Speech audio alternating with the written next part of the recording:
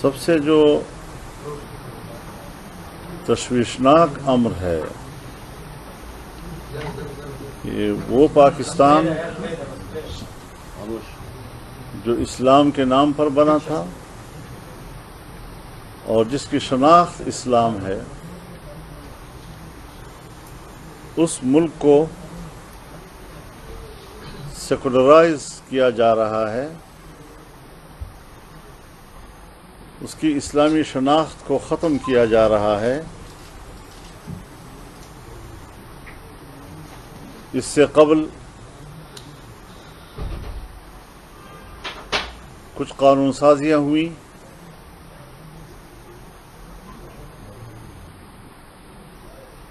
قانون سازی کی وجوہات کا جو ذکر کیا گیا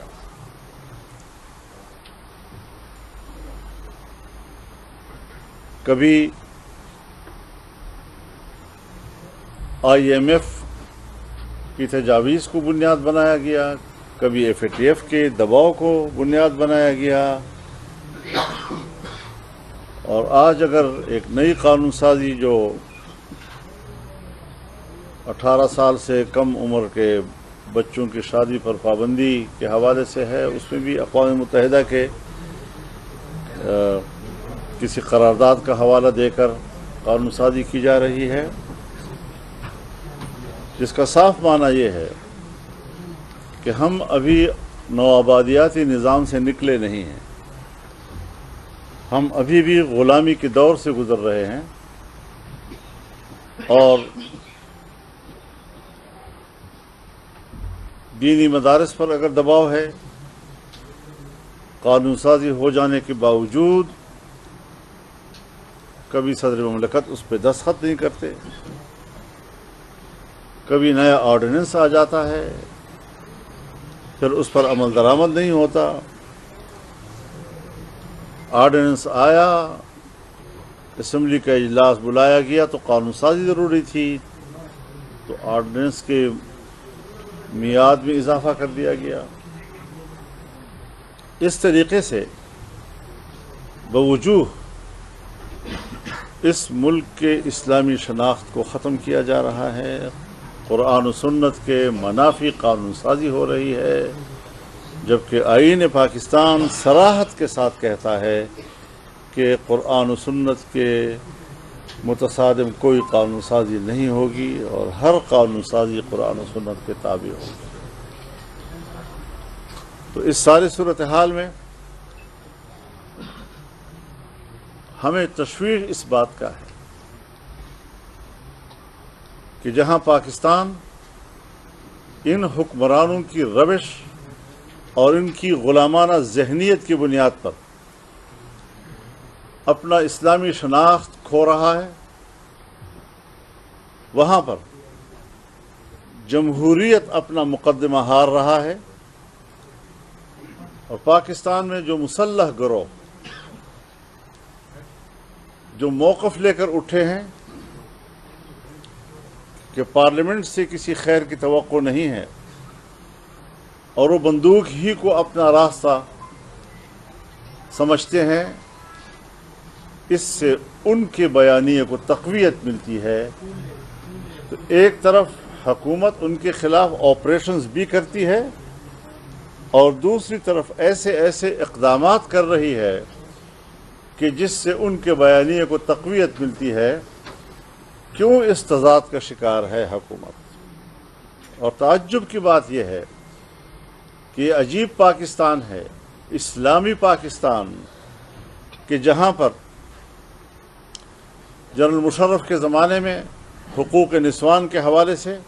ایک آئینی ترمیم لائی گئی، جس میں زنا بالرضا کے لیے راستے کھولے گئے، اور اس کو جرم کے زمرے سے نکال دیا گیا، اس کو گناہ کے زمرے سے نکال دیا گیا، اور آج 18 سال کی عمر سے کم کے بچوں کی نکاح پر پابندی کے خلاصہ یہ نکلتا ہے کہ پاکستان میں زنا بالرضا کے لیے آسانیاں پیدا کی جا رہی ہیں، اور جائز نکاح کے لیے مشکلات پیدا کی جا رہی ہیں۔ اسلامی نظریاتی کونسل اس کو مسترد کر چکی ہے۔ تمام علماء اور ان کی تنظیمیں اور جماعتیں اس کو قرآن و سنت کے منافی قرار دے چکی ہیں۔ کسی زمانے میں آئلی قوانین کے نام سے قرآن و سنت کے منافی قوانین ہم پر مسلط کیے گئے تھے، لیکن اس وقت شاید آئین قرآن و سنت کے مطابق قوانین کی ضمانت نہیں دے رہا تھا۔ آج آئینی ضمانت کے باوجود آئین کو پامال کیا جا رہا ہے۔ یہ اقدامات کیوں ہو رہے ہیں؟ کس بنیاد پر ہو رہے ہیں؟ تو ہم آج اس قسم کے اقدامات کو مسترد بھی کرتے ہیں اور اس کے خلاف عملی اقدامات کی طرف بھی جائیں گے۔ ہم مختلف صوبوں میں جلسے منعقد کریں گے۔ ان جلسوں کا مقصد اب صرف ایک موضوع نہیں ہوگا۔ جیسے ہم مسجد اقصی کی آزادی کے حوالے سے ایک موضوع پہ جلسہ کرتے تھے، اب ہمیں وطن عزیز کی آزادی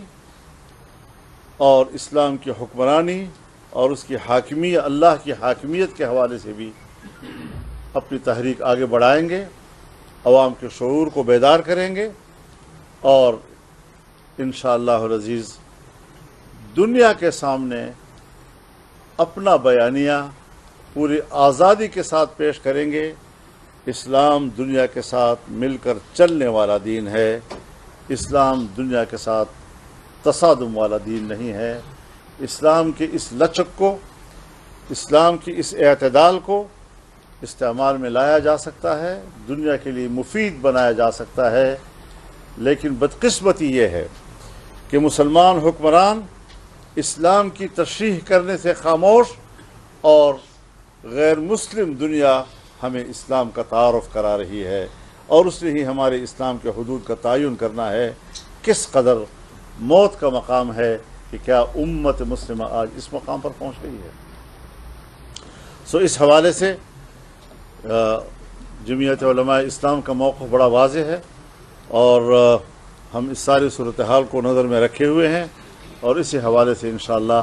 ہم آگے بڑھیں گے۔ اور یہاں پر بھی صوبے میں جو اجلاس ہوا جس کا ذکر کیا گیا، تو اس میں بھی اس حوالے سے